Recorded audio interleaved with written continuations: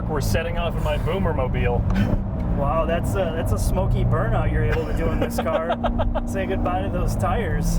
It's I know we beat this to death, but this is a 2019 C7 Grand Sport that I've put 13,000 miles on. I've owned it for 6 months, and I've used this as my daily driver / weekend track car, autocross car, time trials. It's been through the ringer, and you have had the, let's call it the joy of OSA pounding this thing around. Yeah, I had more time, I think, to drive this on track, which you'll see the footage here in a couple minutes. I got to really explore the car at 9/10 tenths for the first time, and I have a much greater appreciation of seeing just how dual purpose this car is. So tell me a little bit about that. It's got a very, let's call it Jekyll and Hyde personality, right? It makes for a very capable, comfortable daily driver that's relatively unremarkable. I mean that in a good way, right? I mean, you can sit in traffic, you can eat up miles. This thing will get almost 27, 28 miles per gallon on the highway. In touring mode, in the softest setting, it rides pretty well. It's a little stiff. Yes, there's a decent amount of road noise, but that's just, a mix between tires and body construction. Yeah, it's an indicative of that this is a car that has a lot of the sound insulation stripped out, and whenever you add, 335s? Yeah. Whenever you add that type of tire width, there's just no way you're gonna have, you're not gonna have no tire noise from tires like that. So, but again, this is a purpose-built car. Unlike your Challengers, your Camaros, your Mustangs, this was built from the ground up to be a dedicated platform, a sports car that's not shared with an SUV, 10 other cars, and there's the trade-offs of doing that. But on the street, it's comfortable as hell. Yeah, it makes for a very, when you can get grip, very reasonable daily driver. And when you take it to the track, you can go 10 tenths, not worry about anything mechanically failing. You have all the cooling, brakes, tires, and the engine is phenomenal as a track vehicle.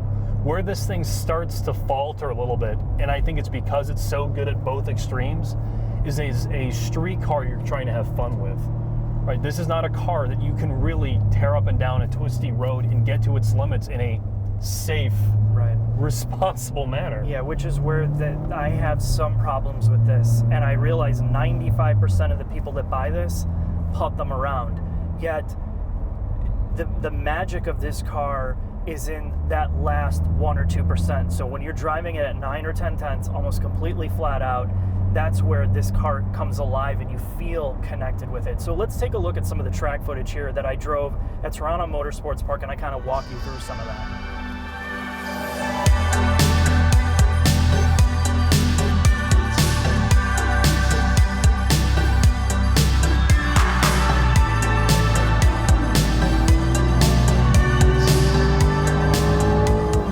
This thing is a rocket in a straight line. And it's weird because the power is consistent basically from the time you get off the line all the way to red line. So it has this really smooth power delivery that wants to keep going and going. And braking, everything is smooth on this car. Just, I don't know how to put it. Everybody says it's like, well, it's a big Miata, and I guess that's a good way to put it because it still has like a lot of the body control and all of the same types of smooth movements that you get from a Miata, but a ton of horsepower, but you definitely feel the weight. And I think that's my biggest thing that you notice with this. You have to understand body control and throttle smoothness on this car, much like you would on a Miata. You have to just be patient, especially on this track. TMP, it favors more precision cars, more smoothness than horsepower. But you would think this car would be a total disaster out here because of the power level, and it's so enjoyable to drive. And I think that's the main thing that you're going to take away from this is the Corvette is not just a fucking hammer.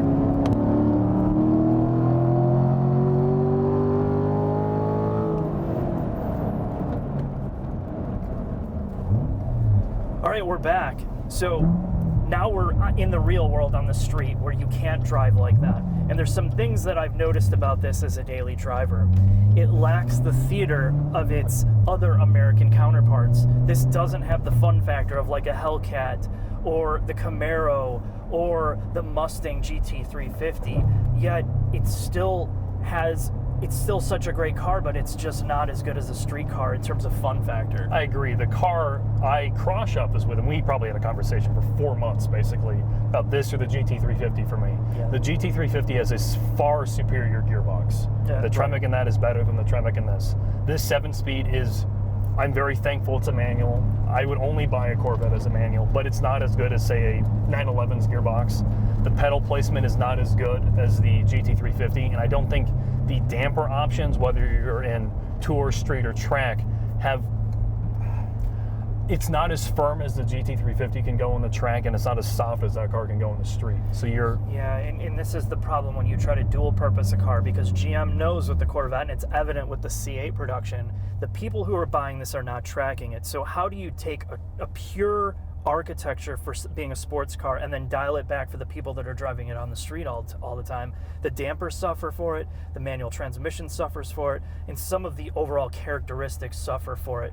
But you still have a manual gearbox. You still have one of the best streetable sports cars on the market for any price with this. I agree.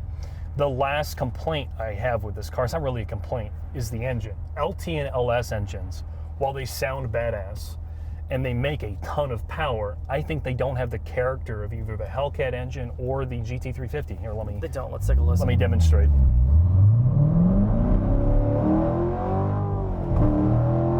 While it sounds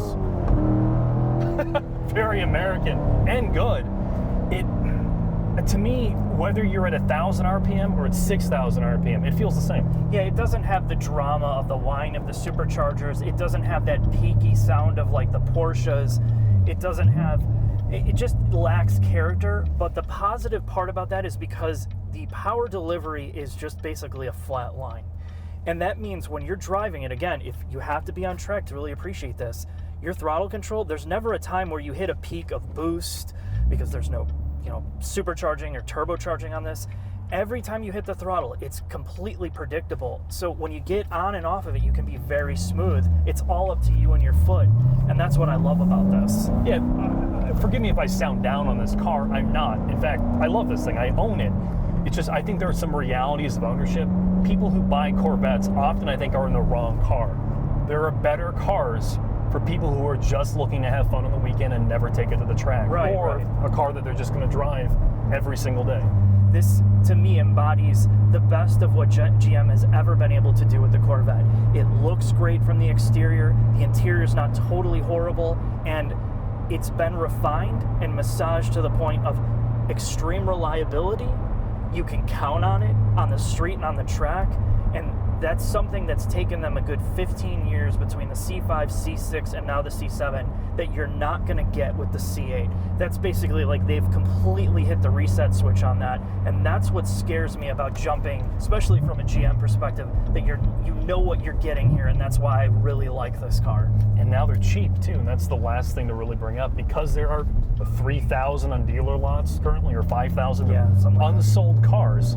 You can get a really good deal on one of these, and for $10,000, $15,000, $20,000 off sticker, I don't know of something that does everything as well as this does for the same price. Right. Jack, you've brought me in for this much requested C7 Corvette Grand Sport. This is a 2019, isn't it? Yeah, and I know you're disappointed. It's not another BMW. I am so glad. I've never been so happy to see a GM product in my life right now. And you have literally spent, at least 40 hours doing research on your own car. How special is that for you? It's terrible. It's terrible? Yeah, but I never wanted to do it, but... As we did with the ZL1 1LE, we took a deep dive into that. And this is going to be another technical expose on everything C7. It's the last model year of this. It's the most refined and most developed, one of the most developed sports cars in modern history. So tell me about it. So this car is a C7 Grand Sport. It is a non-Z07 packaged car. So it does not have the carbon ceramics, the Pilot Sport Cup 2s, and the slightly different suspension tuning. But let me ask you this, Mark. How does this compare underneath to the C5 we were under before? What does it look like to you? It looks similar.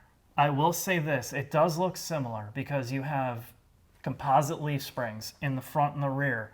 You can tell in terms of exhaust, underbody, the subframes look different, but very, very similar. So is it the same? No, it's not. So what GM did when they were designing this car, the C5 and the C6 are largely similar.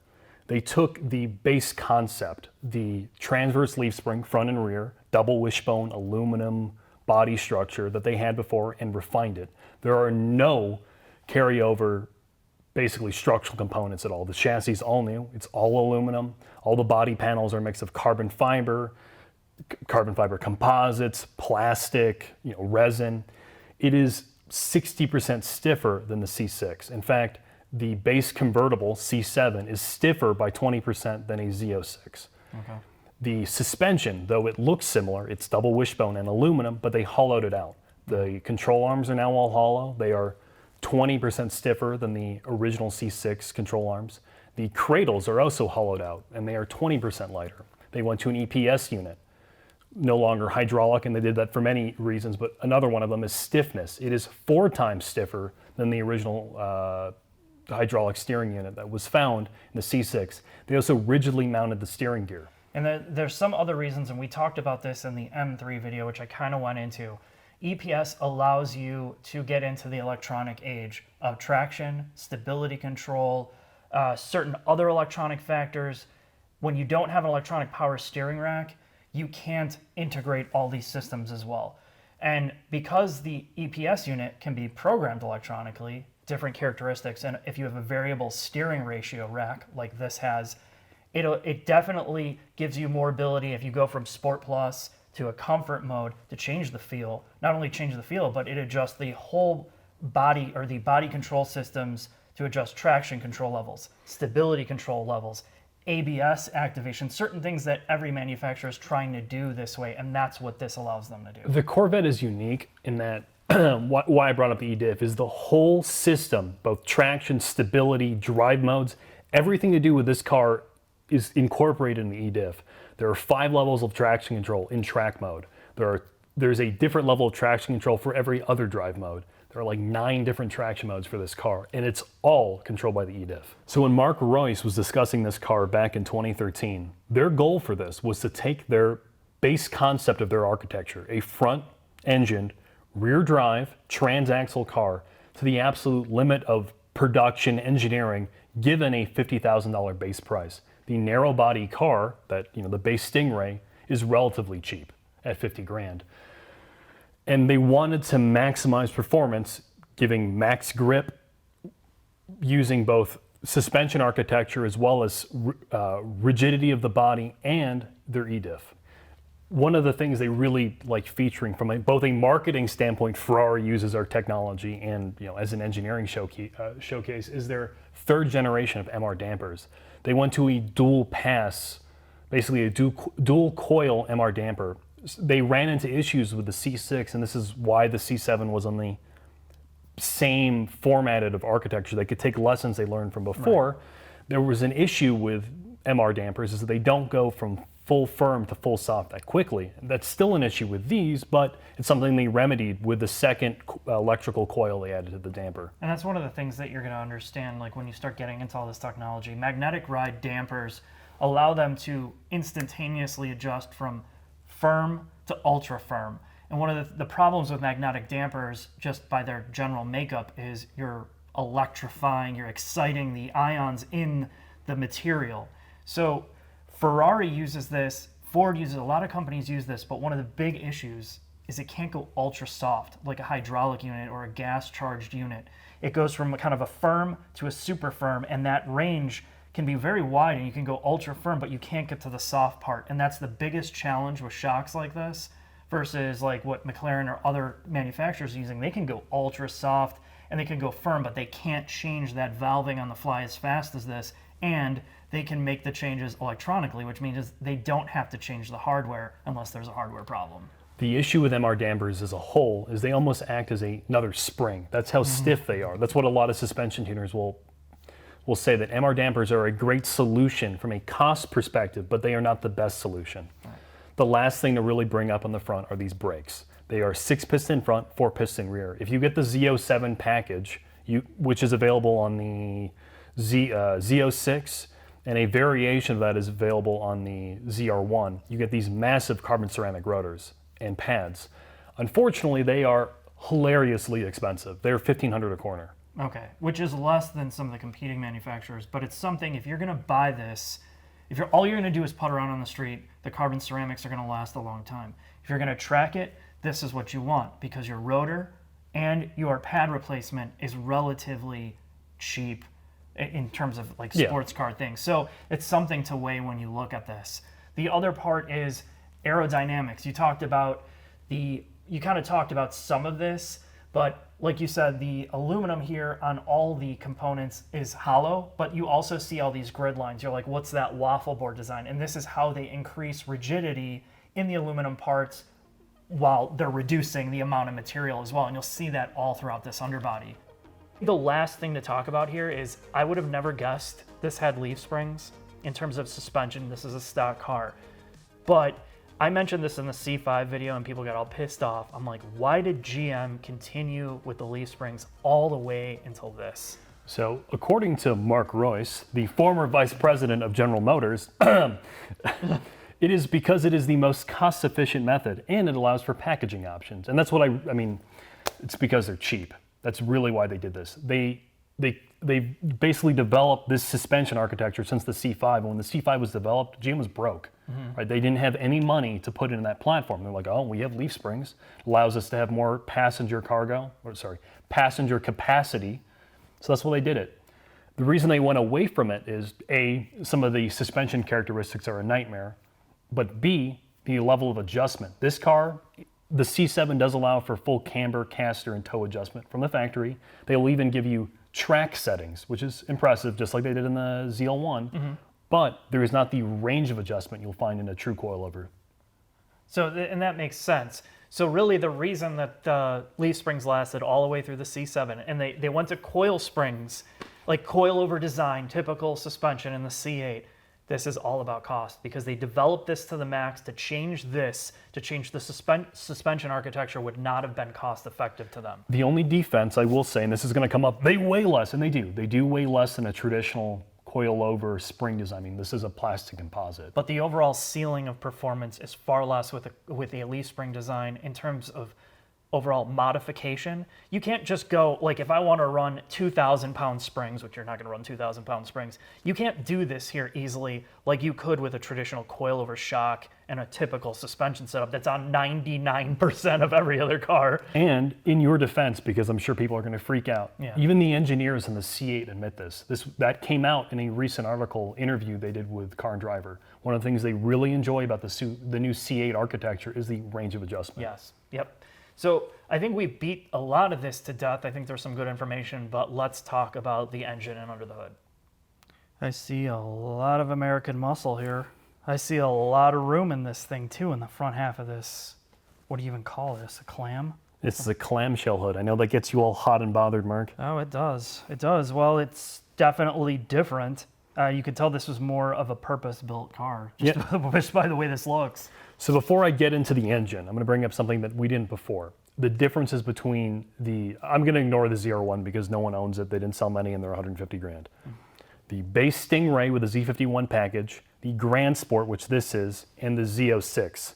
The Z06 and the Grand Sport share the same bodywork, similar suspension tuning, brakes, wheels, and tires. So you have the enormous 285 front, 335 rears with a 10-inch front wheel and a 12-inch rear wheel, which are staggered.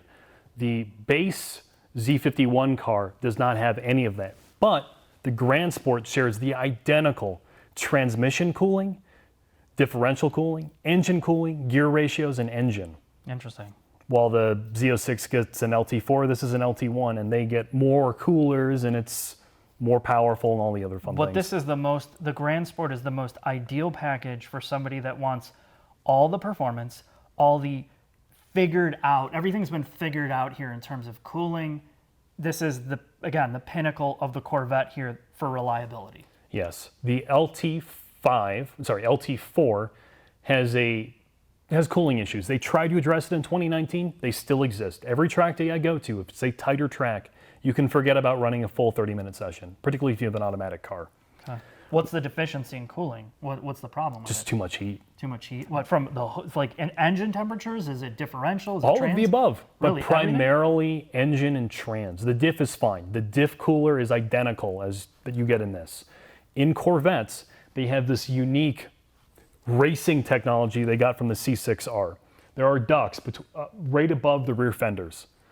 The driver's side is for the transmission, the passenger side is for the diff, and there are dedicated coolers in the rear bumper. And those ports are just for the differential. And the brakes as well? There are lower ports for the brakes. Okay. The whole side body panel is hollow, and it has air exits by the taillights to move all the excess air out of the vehicle. The other thing they did, which is shared across all of the C7s, is the rake on the radiator. It is a packaging nightmare, but they did this because of the aerodynamic benefits. Does it create like a high pressure area where the air hits it? Yes, it creates additional downforce that routes itself through the exit on the hood. Interesting. There is also a dedicated oil cooler, and this again is just for the LT1 powered Z51 or Grand Sports cars, which is right below the steering rack. Is it a coolant-based oil cooler? It is a dedicated unit, but it is coolant-based. Okay, so it uses the cooling system to do this. Yes. Does this have a supplemental pump for that? Or is Yes. It, okay. It is there is so much oil capacity in this car that if you are not running on a tight track, if you're running at Road America, Autobahn Full, Topeka, any of the big tracks, you shouldn't run into cooling problems. However, Corvettes have a very, very narrow front grille. So if you're on a tight track, all of the Vettes have cooling problems. Mm-hmm. Club tracks, it becomes an issue. Hot temperature. Bondurant, when they ran these cars as, let's call them driving instructor vehicles, they all could only run 4 to 5 laps. Okay. So I guess the main thing is despite all of this, there were still some issues that weren't anything catastrophic, but you had to scale back your expectations of how long you could drive this, at least in a hardcore manner on track. It's still a street car. So is there transmission? Is there engine problems? Is there any of that despite the cooling? So the LT1 engine isn't everything. It is a fairly unremarkable engine, despite its very impressive horsepower and torque figures. It's literally, if you look at a dyno chart, which will pop up, it's 2 flat lines. It makes the same power pretty much everywhere. And early cars had tons of issues. Okay.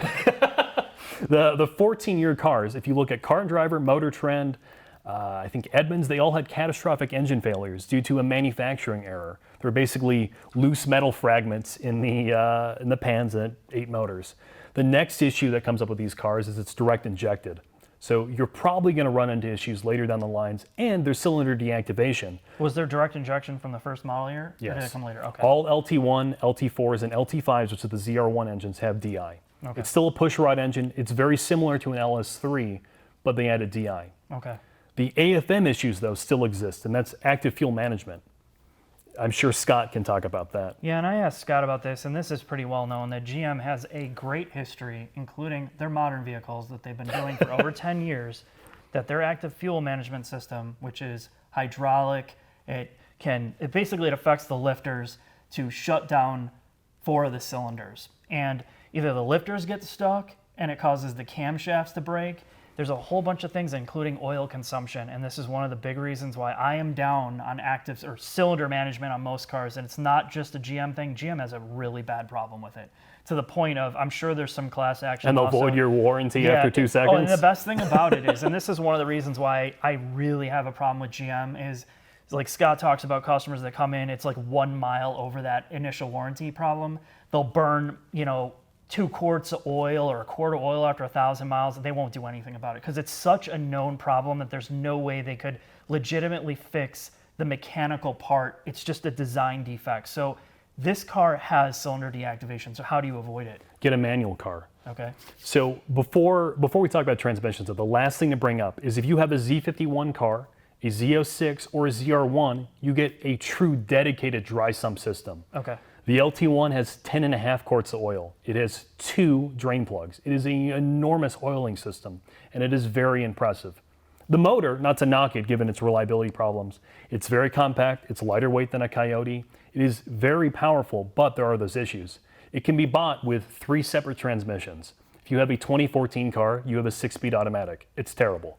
It's very reliable, but it is very dated. You also have an 8-speed automatic, which has torque converter issues, which they may or may not have fixed, but it is also dated. That transmission came out in 2015 and was featured in the Z06. Its automatic shift logic is very fast. GM will tell you it's faster than a PDK.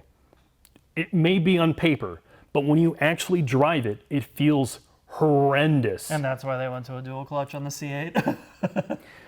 People will defend it, but if they defend it, they do not know what a real automatic or PDK feels like. It is very bad. I'm sorry, it's the reality. It feels very, very old. So get the manual. It is not the best manual in the market. We talked about it in the 911. It feels 100 years old compared to that. But it is a Tremec unit. They share it across the entire Corvette lineup. It's 7 speeds and has active rev matching. So if you can't drive manual, it basically does it for you anyway. Yeah. It is very stout. It has a cooler. The gear ratios were changed along, the LT4 and the LT5, but this has the same gear ratios as a C51 car. Okay. It works great. It's just very track focused. Makes sense. Is there any other reliability information that you need to share, Jack? Yes, the wheels bend. It is let's call it a catastrophic issue that Grand Sports and Z06s have. GM claims it's not an issue. In fact, Tadjukter claims it's totally normal, but there's a class action lawsuit. I've in fact bent 2 wheels normal driving. This is the only car I've bent wheels just putting around Illinois. They are huge, that's a problem. These things leak. It doesn't matter which car you have, people will complain about leaking issues. Like differential, trans, motor, there are tons and tons of lines. If you buy a car out of warranty, you will have a very bad time fixing anything. Well, and we talked about this with the ZL11LE. There are a ton of coolers on that car, and it needs a ton of coolers, and I would prefer that it was overcooled than you having a bunch of issues, but this is one of the side effects when you have a high-performance car that requires all these coolers that have coolant lines running all over the place to do this. It's one of those you have to do due diligence. If you're tracking it specifically, you got to inspect this stuff. This is the side effect of a high-performance machine. There's a price to it, and I'm okay with understanding that part of it. I'm not okay with engines eating themselves from cylinder deactivation, but I understand that lines are mechanical and all that stuff. But if you think about the average buyer of this vehicle, and that's going to come up in the drive, but I obviously like this car enough that I bought it. But if you're just going to go to the shop, if you're just going to show off to your guy friends at DC Cobb's and try to pick up waitresses that are half your age, this is not the right car to do it in. There are a ton of compromises made to make this a track car.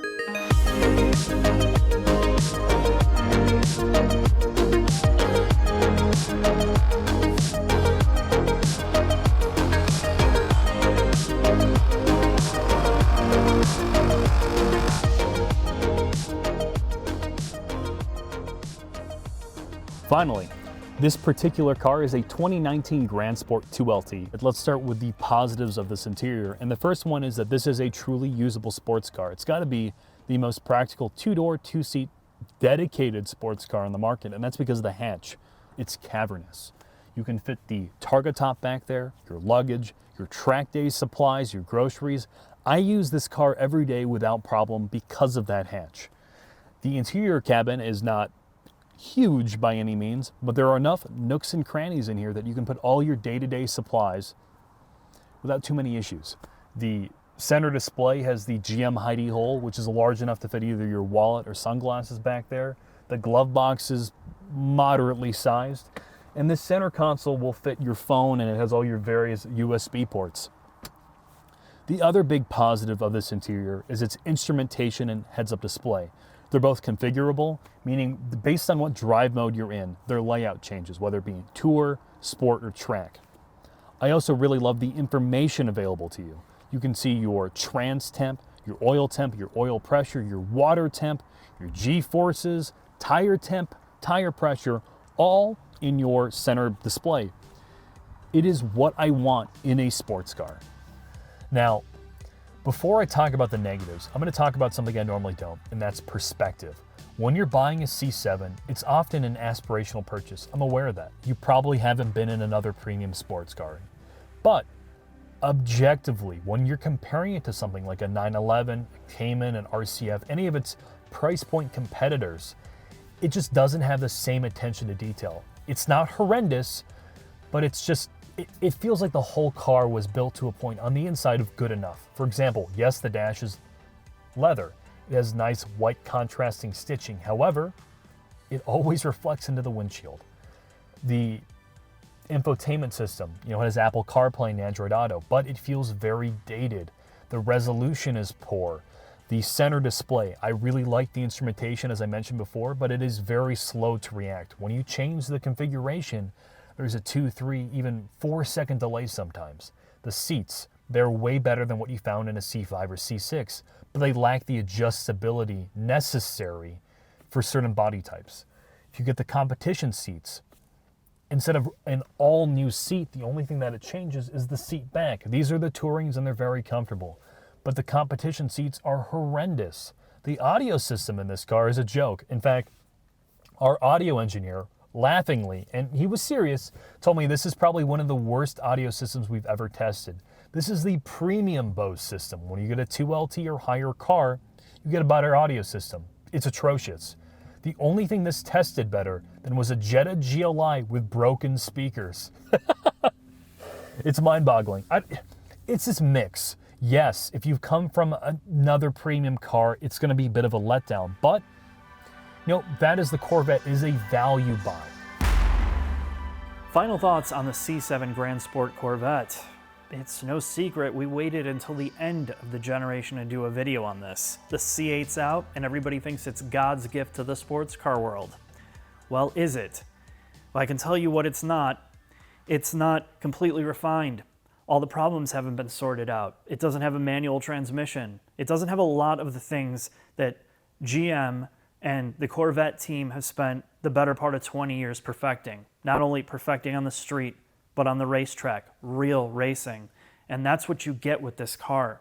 Now, granted, most of the owners don't spend any time on the track, which is a damn shame when you get this thing out there and you drive it at its maximum level is where you see just how special this is.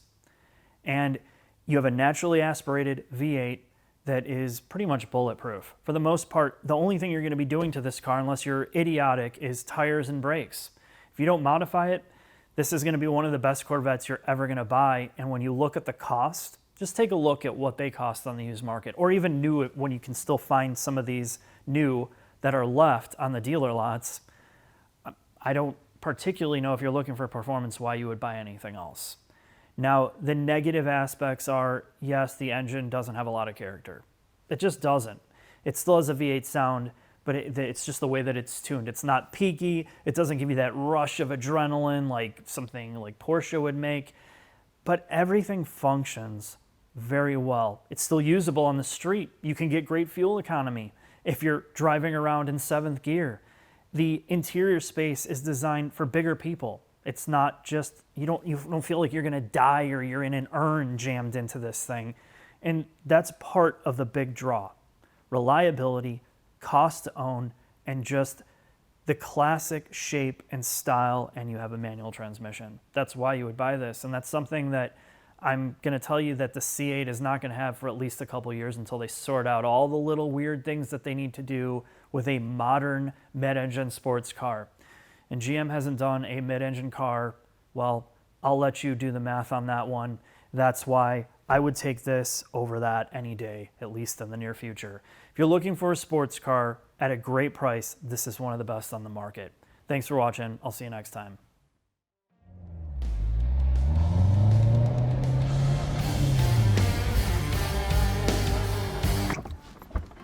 God.